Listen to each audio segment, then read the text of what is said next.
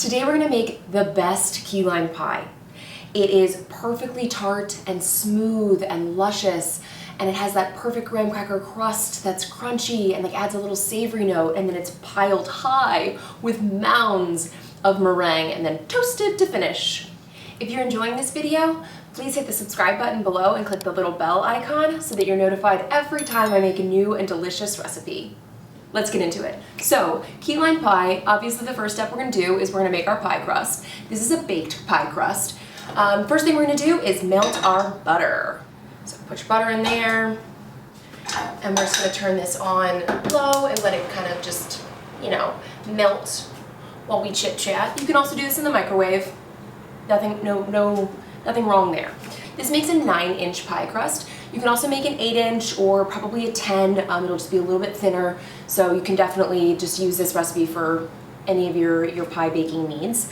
I've got graham cracker crumbs. I buy them pre-crumbled because don't have time for that. But you can absolutely just kind of crush or pulse in a food processor graham crackers and till they're crumbs. Easy peasy. A little bit of kosher salt, a little bit of light brown sugar. Okay, so our butter is melted. It's like just melted, it doesn't have to be boiling, or like you just melt your butter. Okay, so you pour your butter in and then just kind of go ahead and mix it up. All we're doing is mixing to combine. It's gonna make kind of a nice, like wet, sandy texture, and then we're gonna press it into our crust. Pretty simple, huh? Yeah, I know. Okay, so now we have our mixture, and I've got a pie dish here. This is 9-inch. It's like slightly deep. And then we're gonna pour it into our pie dish. All right, so I like to, when I press my pies in, I like to kind of flatten it out, and then I go ahead and kind of push it out towards the sides like that. And that kind of creates your bottom. So, and then I like to go through around and I press out with my hand like this, and I keep my thumb here to kind of keep a nice edge. I also like to go ahead and kind of press in to the sides like that to make a nice, so that you get a nice side of your pie, right? Okay. And then my last step is I like to just kind of take my thumb and press down that little like lip that I've created. All right, and now we've pressed out our crust. Super easy. I've preheated my oven to 350 degrees, so I'm gonna pop this in there. It's probably gonna bake about 10 or so minutes. We just want it to be like golden brown. It's already golden brown, but you want it to kind of brown. You want it to look a little bit set and not wet. So we're gonna pop this in, and we'll check back. So while our crust is baking, we can go ahead and mix together all the ingredients for our filling, and then it will be ready as soon as our crust is ready. Perfect timing. Okay, so I've got a lot of sweetened condensed milk. This is like 2 and a little bit of a kind of a standard can of sweetened condensed milk. You can use the leftover sweetened condensed milk in your coffee, or even in the banana pudding recipe that it's got a little bit in the pudding. I suggest that. Okay, and then creme fraiche. This is a simple filling, and so every single ingredient here matters. The creme fraiche is a little bit, I don't know, it's a little creamier, a little silkier than sour cream. And you can use sour cream if you don't have creme fraiche or don't have access to it, totally fine. A little bit of kosher salt, because holy sweetness. And then, this is important, peeps. There's 4 ingredients here. This is fresh key lime juice, squeezed from the itty bitty key limes. And if you can't find those, then you can definitely use store-bought, but it's not gonna taste the same, just saying. So go ahead and pour that in there and just kind of start whisking. So if you want and you're so inclined and you'd like to zest some little itty bitty key limes, you can do that. About a tablespoon of zest in here. There's nothing in this that has to bake necessarily. There's no eggs or anything.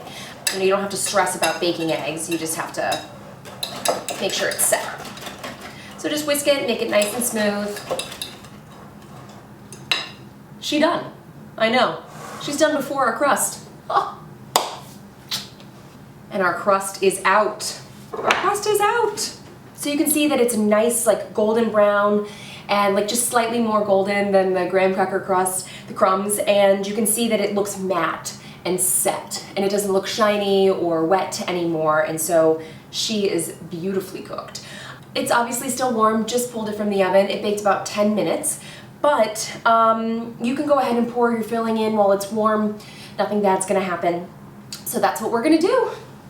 So go ahead and take your prepped filling and just give that a nice pour into your crust. This filling will be too much for, you know, kind of a shallow, small 9-inch pie dish. So just know that.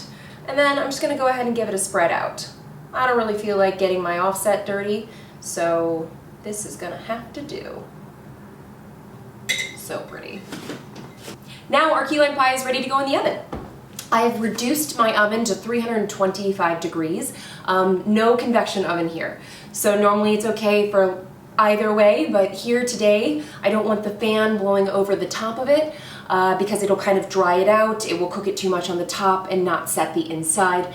And so I'm not going to use the convection like setting on my oven, okay? So 325 standard oven, in she goes. But like, how pretty is she? So our key lime pie is out of the oven. She baked about 50 minutes. You want to see kind of little bubbles kind of coming in the center, and it starts to kind of, it doesn't crack, but it, you know, it looks puffed and risen around the edges.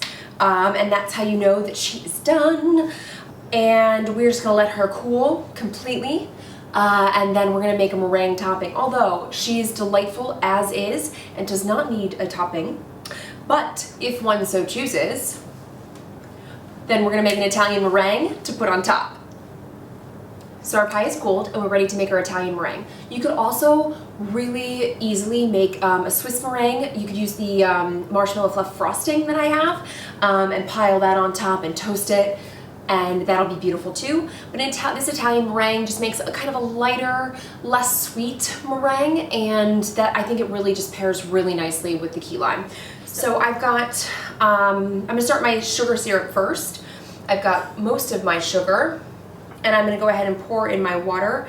I like to just kind of do it around the edges. I think it makes it easier to get in there without getting sugar around the sides of the pot. Just go ahead and stir that together. If you're really careful and do this like a little slower, then you don't get sugar everywhere and you don't actually have to wipe down the sides. Okay, so I've got a nice, it's all worked in, and I don't have any sugar on the sides. If I did, you could take a wet pastry brush and just brush around the edges, or even your finger, just a little wet, but I don't. So I'm gonna pop this on high, get her going. So the difficult part to an Italian meringue is timing your sugar syrup and your whipping egg whites. Your little sweet spot is to get your egg whites to a stiff peak at the same time as your sugar reaches just before softball stage, which is 240. So I usually take it off around 238, which gives me enough time to kind of like casually go to my egg whites. And I just like to have that little bit of buffer. So in preparation for my sugar, it's not ready yet. I do like to wait for my sugar to start boiling before I start my egg whites, especially these. So these are room temperature, so they're going to beat up faster than cold egg whites. So if you have cold egg whites, you'll start when the sugar starts to bubble, but I'm going to wait a little bit longer because these are room temp. Okay, so my sugar is starting to bubble around the outside, so I'm going to put my thermometer in there. So go ahead and put your sugar in your whites and just give those a little whisk.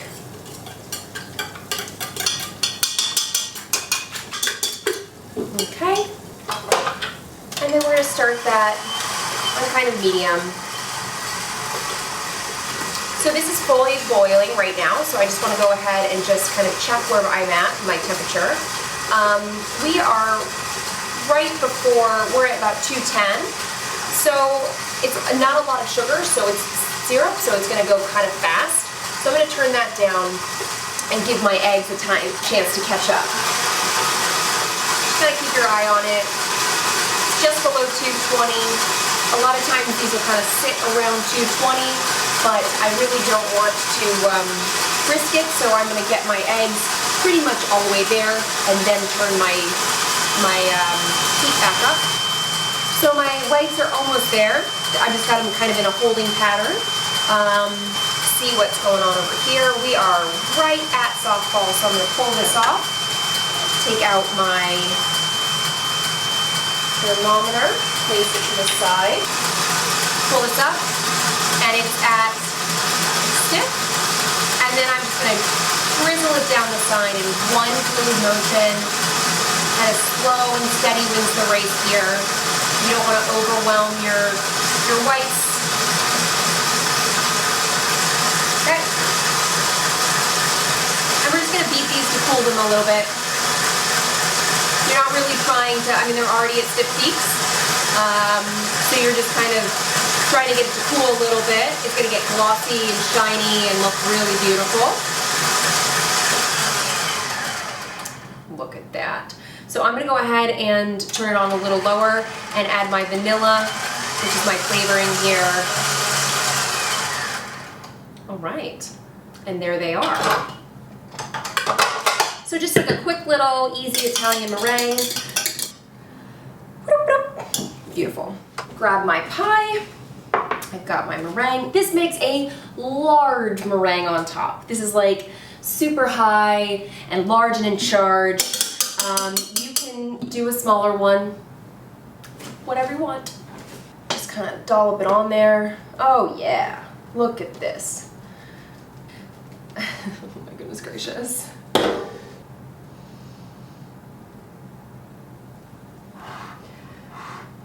Just get it all nice and where you want it, and then we'll do a little swirls or something. Just something of interest for the fire to catch. Okay, grab yourself a kitchen torch, toast her up. Yep.